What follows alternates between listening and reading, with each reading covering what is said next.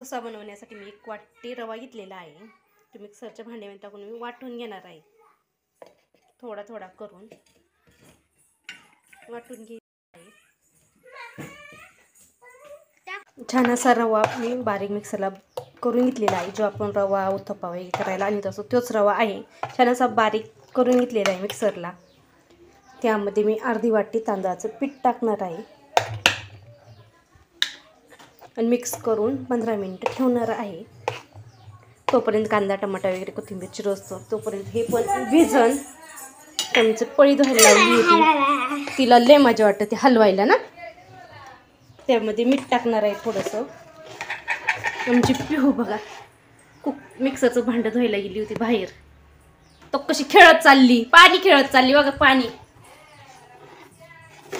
धर, पाणी टाकावं लागत. थांब मी मिक्स करते.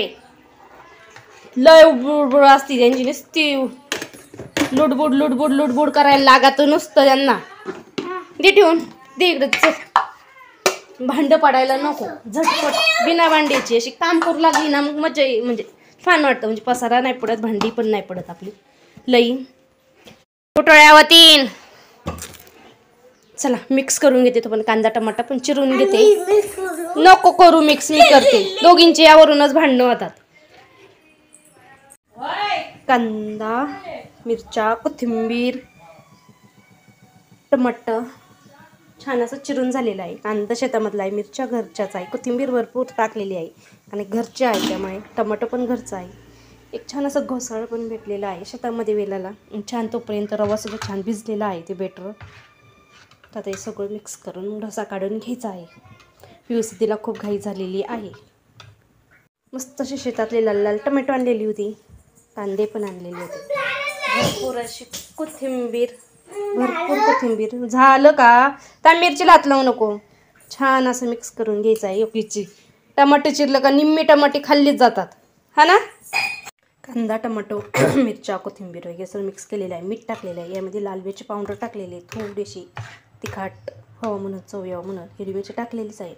त्यानंतर तव्यामध्ये तेल टाकलेलं आहे. मस्त असं पसरून छान असा डोसा काढून घ्यायचा आहे.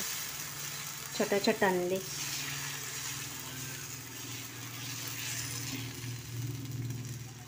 चला मग आता डोसा छान असा पलटी पण होतो, तुटत वगैरे काहीच नाही.